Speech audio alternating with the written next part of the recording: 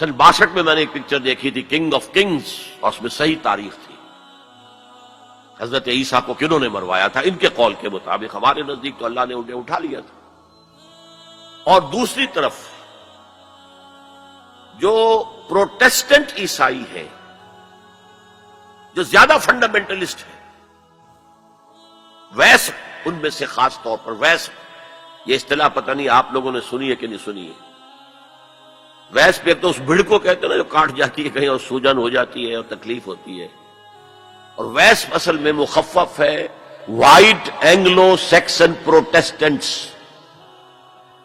ان کے دو گڑھ ہیں بڑے بڑے، ایک برطانیہ اور ایک امریکہ، یو ایس اے، ویسٹ۔ یہ پوری طرح یہودیوں کے شکنجے میں۔ یہ بات پچھلی صدی میں، آج سے تقریباً 100 برس قبل، علامہ اقبال جب یورپ گئے تھے 1905 میں اور 1908 تک رہے تھے وہاں، تو he could see through the society, European society. وہ خود جو کہتے ہیں نا کہ گاہ میری نگاہ تیز چیر گئی دل وجود، گاہ الجھ کے رہ گئی میرے توہمات میں۔ تو انہوں نے دل وجود کو ان کی نگاہ نے چیر کر دیکھ لیا تھا کہ فرنگ کی رگے جاں پنجے یہود میں۔ اس وقت کا فرنگ، اس کا امام برطانیہ تھا، آج اسی فرنگ کا امام امریکہ ہے، یونائٹڈ اسٹیٹس آف امریکہ۔ فرنگ کی رگے جاں پنجے یہود میں۔ بہرحال اب میں مستقبل کی طرف آتا ہوں۔ اس کو میں دو حصوں میں تقسیم کروں گا، ایک مستقبل بعید، ایک مستقبل قریب۔ مستقبل بعید جو زیادہ بعید نہیں ہے میرے نزدیک، وہ بہت زیادہ دور نہیں ہے۔ وہ کیا ہے؟ قرآن مجید کے صغرا کبرا سے بھی ثابت ہوتا ہے، پوری وضاحت کے ساتھ قرآن میں یہ نہیں ہے، لیکن صغرا کبرا قرآن میں موجود ہے، جس کا لازمی نتیجہ ہے جو میں ابھی آپ کے سامنے رکھوں گا، اور احادیث نبویہ سے بڑی وضاحت کے ساتھ ثابت ہے کہ قیامت سے قبل پوری دنیا میں، پورے گلوب پر دین حق اسی طرح غالب آئے گا جیسے کہ حضور کی جد و جہد کے نتیجے میں جزیرہ نما عرب میں غالب آئے گا۔ قرآن میں صغرا کبرا کیا ہے؟ 3 دفعہ کہا کہ ہم نے بھیجا ہے محمد کو صلی اللہ علیہ وسلم دین کو غالب کرنے کے لیے، وہ آیت میں نے بار بار کوٹ کی ہے۔ 5 دفعہ کہا ہے کہ ہم نے بھیجا ہے محمد کو پورے عالم انسانیت کے لیے۔ سب سے اہم آیت ہے سورہ سبا کی نمبر 28 آیت، وَمَا أَرْسَلْنَاكَ إِلَّا كَافَّةً لِلنَّاسِ بَشِيرًا وَنَذِيرًا۔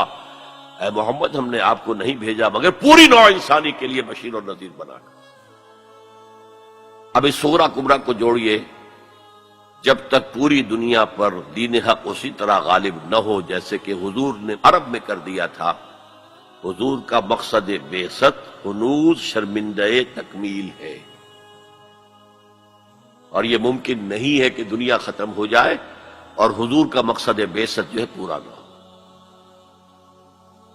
احادیث کے اندر وہ حدیث جو میں 2 دفعہ آپ کے سامنے لا چکا ہوں، پہلا دور نبوت، دوسرا خلافت علی منہاج النبوہ، تیسرا ملکن عاضن، چوتھا فرمایا ثم تکون ملکن جبریا،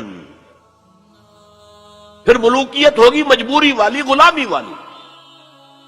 اب میں نہیں کہہ سکتا کہ اس وقت صحابہ نے اس کا کیا مطلب سمجھا ہوگا، یہ 2 ملوکیتیں علیحدہ علیحدہ حضور نے گنوا دی۔ آج ہم سمجھ سکتے ہیں کہ پہلی ملوکیت وہ تھی جس میں سلاطین اور ملوک مسلمان تو تھے، کلمہ گو تو تھے، پھر ہم ملکہ وکٹوریہ کے غلام ہو گئے۔ یہ ملکن جبرین، یہ پورے عالم اسلام کو جو رونق ڈالا تھا کولونیل پاورز آف یورپ نے، یہ اس کی طرف اشارہ ہے۔ یہ فرمایا یہ دور بھی رہے گا جب تک اللہ چاہے گا، پھر اللہ اسے بھی اٹھا لے گا۔ And the good news is ثم تکون خلافت علی منہاج النبوہ، پھر دوبارہ دنیا میں خلافت علی منہاج النبوہ کا نظام قائم ہوگا۔ یہ ہے وہ دور جو آنے والا ہے، مستقبل میں آئے گا، لازماً آئے گا۔ 2 پتنگیں ہیں اڑ رہی ہیں، ان کا پیچ پڑنے والا ہے بہت زبردست۔ ایک ہے خليل بالقرآن هو إمامنا على هداية الله